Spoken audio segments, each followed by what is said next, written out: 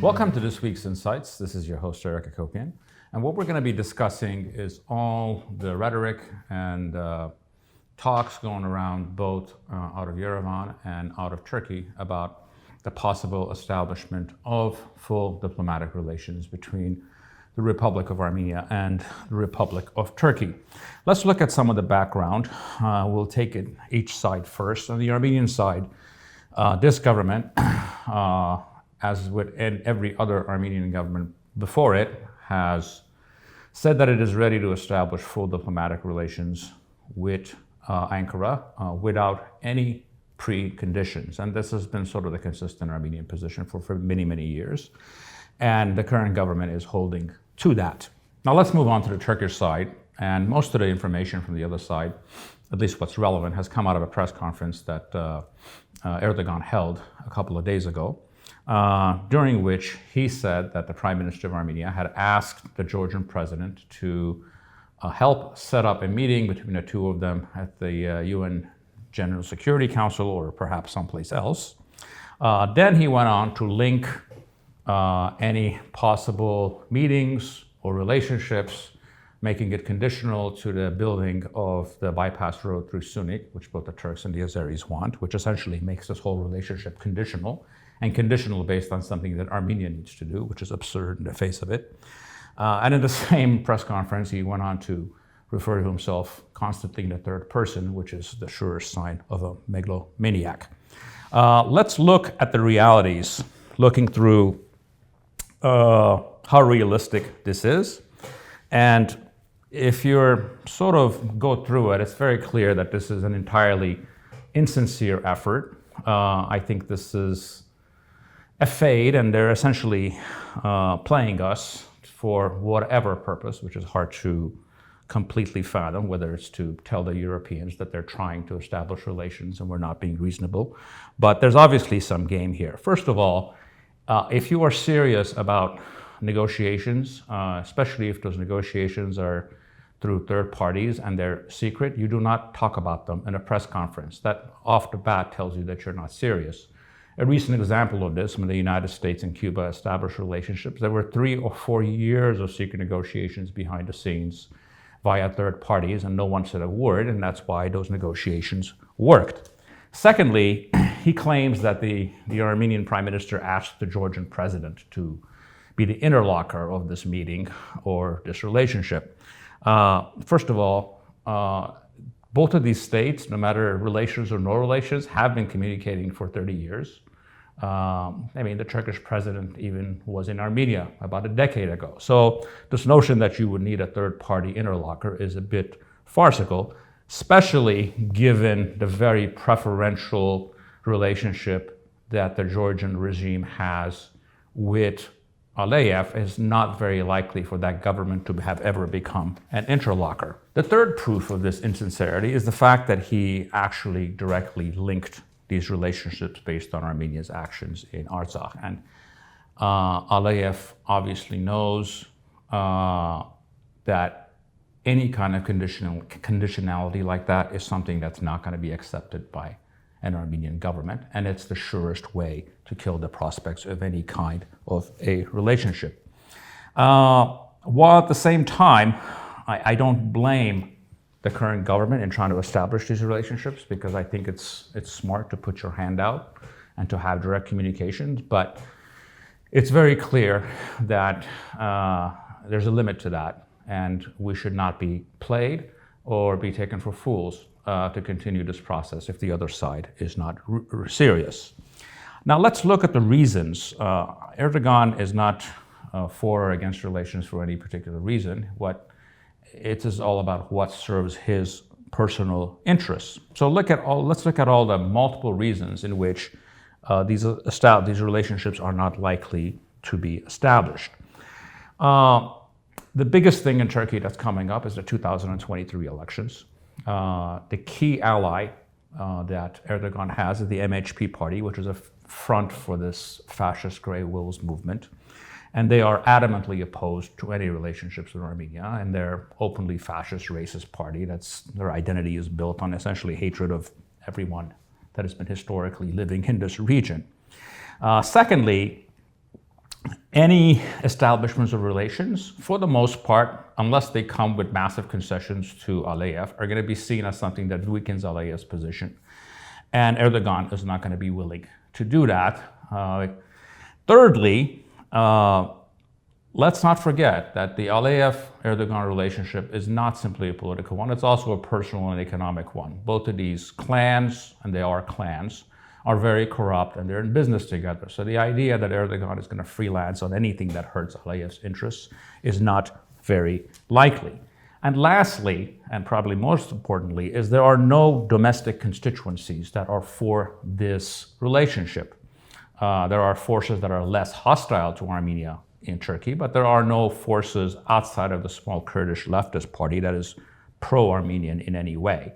The only constituencies for such a relationship are foreign powers, and given to the extent that Erdogan has isolated himself from the world, he could probably not care less what they have to say. Now it's time to step back and look at a sort of broader policy perspective and not something that's tied to the personality of these politicians. What these relationships would mean. What would an establishment of these relationships mean?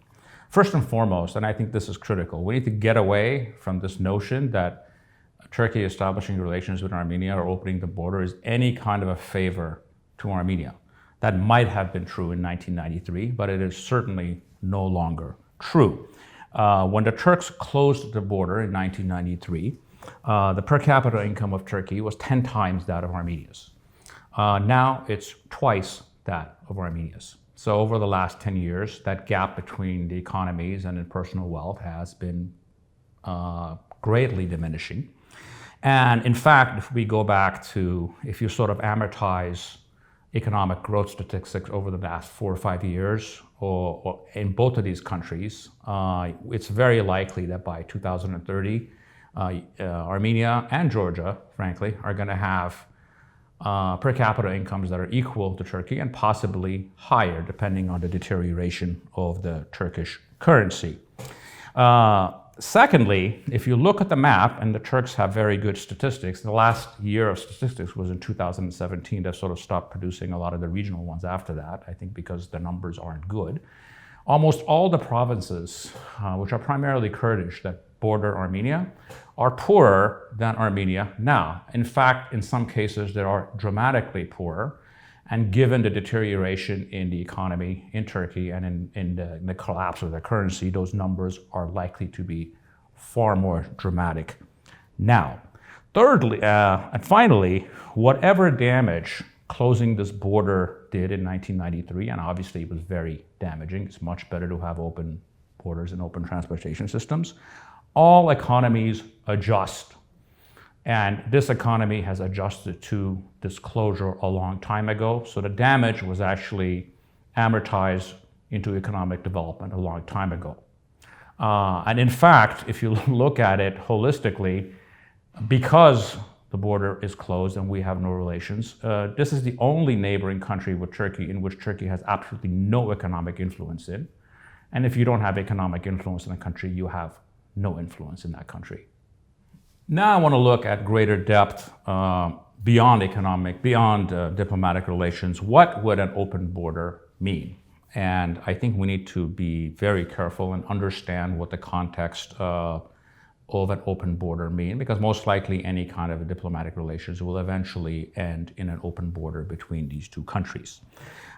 This is something that frankly we are not prepared for. I'm sure that on our state side, no one has done deep studies of what means what. But there's also a tendency on the Armenian side to only see or fear the negative consequences of this. And I think there are quite possible both positive economic consequences and frankly very positive political consequences.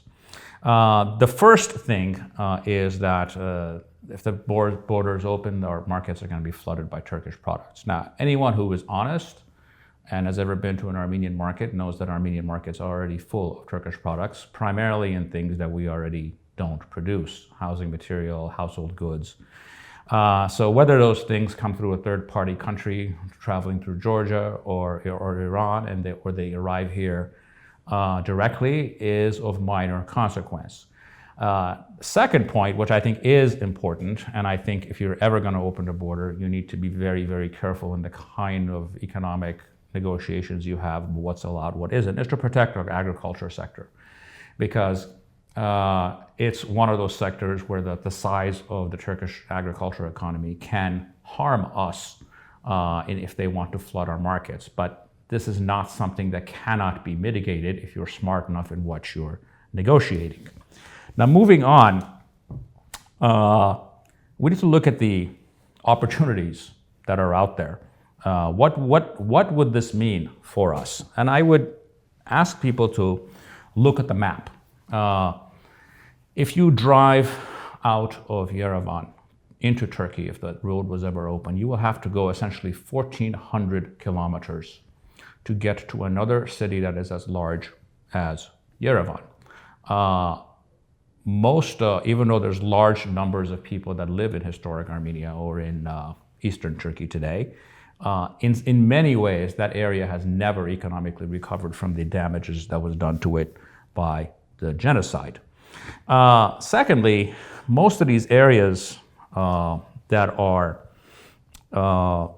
bordering us are populated by Kurdish populations. Kurdish populations that are frankly going to be far more open in many cases, not in all cases, of coming back and forth to Yerevan, which is going to become a far more magnet of a city for an area that doesn't have a large, major metropolitan European type setup.